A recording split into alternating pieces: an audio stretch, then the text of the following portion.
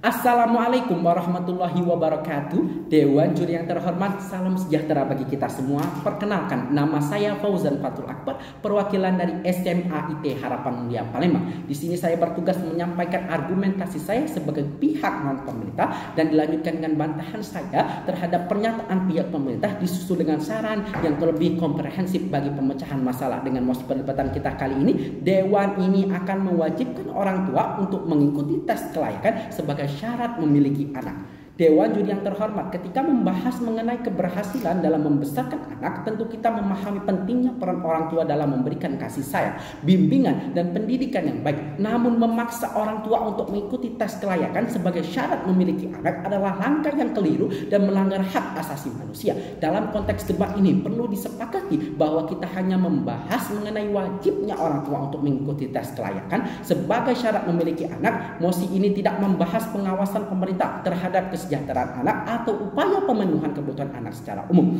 Baiklah, Dewan juri yang terhormat, sebelum kita masuk ke bantahan saya terhadap pernyataan pihak pemerintah tadi, saya akan terlebih dahulu memaparkan argumentasi saya mengenai mosi kita kali ini. Argumentasi saya yang pertama, ini merupakan pelanggaran terhadap kebebasan individu. Memaksa orang tua untuk mengikuti tes kelayakan adalah campur tangan yang tidak sesuai dengan prinsip dasar kebebasan individu. Setiap orang berhak memiliki keturunan dan membangun keluarga tanpa harus melewati tes yang subjektif.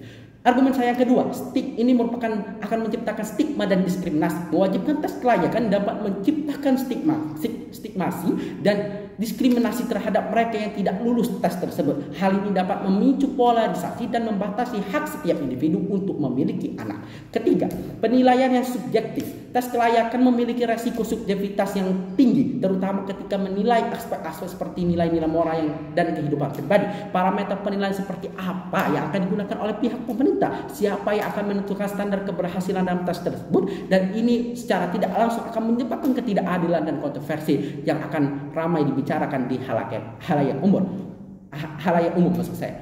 Dan argumentasi saya yang keempat adalah ini merupakan pelanggaran privasi. Memaksa orang tua untuk mengungkapkan informasi pribadi dan kehidupan mereka melalui tes kelayakan adalah pelanggaran privasi yang sangat serius dan dapat dihukum melalui undang-undang kita. Orang tua harus memiliki hak untuk mempertahankan privasi dan otonomi dalam pengambilan keputusan pribadi mereka.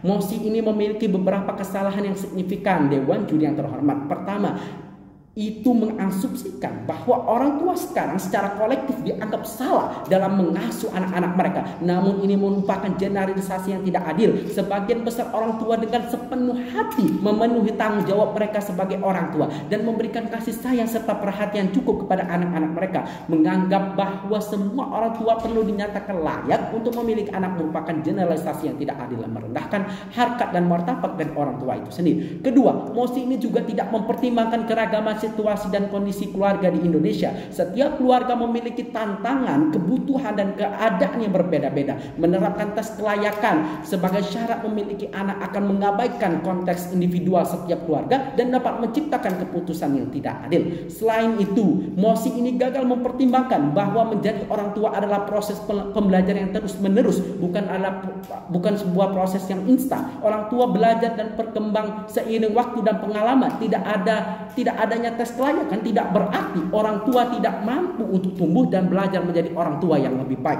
Dewan juri yang terhormat, izinkan saya menyampaikan sanggahan kritikan terhadap pernyataan pihak pemerintah yang disampaikan tadi. Pertama, saya ingin mempertanyakan kepada pihak pro, bagaimana bisa tes kelayakan memiliki anak bagi orang tua dapat menjamin bahwa orang tua tersebut dapat mengasuh dan mendidik anaknya dengan baik dan benar. Bila saudara mendengarkan dan memahami bagaimana peran orang tua mengasuh dan mendidik anak dari mereka lahir hingga menikahkan, bahkan menemani anaknya ketika memiliki anak juga. Ilmu mendidik anak tidak hanya bisa dipelajari melalui teori, tetapi ilmu mendidik anak dapat dipelajari ketika dia benar-benar terjun langsung pada praktiknya. Karena pada dasarnya saat praktiknya lah kita menemui berbagai kendala dan permasalahan emosional serta psikologis yang akan dihadapi ketika menjadi orang tua. Kedua, sebagian besar kasus salah asuh anak di Indonesia disebabkan karena KDRT dan perceraian. Dan menurut data sebagian besar kasus KDRT dan perceraian yang saya dapatkan dilatar belakang oleh masalah ekonomi. Maka daripada itu pemerintah tidak perlu terlalu mencampuri urusan pribadi dengan dalih untuk minimalisir kasus salah asuh anak. Alangkah baiknya pemerintah lebih berbenah dengan pemerataan kesejahteraan, baik itu di bidang ekonomi, baik itu di bidang pendidikan dan bidang-bidang berkaitan lainnya. Dewan Juri yang terhormat, sebagai solusi yang lebih rasional dan manusiawi, kami menyarankan pendekatan yang lebih berfokus pada pendidikan dan dukungan bagi orang tua. Alih-alih mengharuskan tes kelayakan Dewan dapat mengalokasikan sumber daya yang memadai untuk menyediakan pendidikan prakehamilan, kelas orang tua, dan dukungan keluarga. Program-program ini dapat membantu calon orang tua memperoleh pengetahuan, keterampilan, dan dukungan emosional yang diperlukan dalam membesarkan anak yang baik. Saya paham pemerintah sudah melakukan program-program ini, tapi alangkah lebih baiknya program ini yang lebih diprioritaskan daripada tes kelayakan tersebut. Selain itu, Dewan dapat memperkuat program-program pendidikan di sekolah dengan menekankan nilai-nilai kekeluargaan, keterampilan komunikasi, dan pemahaman emosional dan pendidikan seksual yang holistik. Dan dengan memastikan bahwa semua individu memiliki akses ke pendidikan yang memadai, kita dapat membantu mempersiapkan generasi yang akan datang dengan pengetahuan dan keterampilan yang dibutuhkan oleh mereka untuk menjadi orang tua yang bertanggung jawab. Sebagai pihak pemerintah, saya dengan tegas menolak mosi perdebatan kita kali ini. Dewan ini mewajibkan orang tua untuk mengikuti tes kelayakan sebagai syarat memiliki anak. Dalam kesimpulan, wajibnya orang tua mengikuti tes kelayakan sebagai syarat memiliki anak adalah langkah yang tidak hanya melanggar kebebasan individu dan privasi, tetapi juga gagal mengakui keragaman dan kompleksitas dalam pengasuhan anak.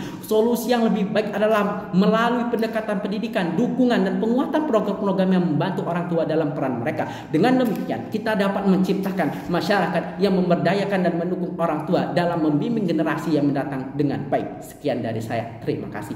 Wassalamualaikum warahmatullahi wabarakatuh.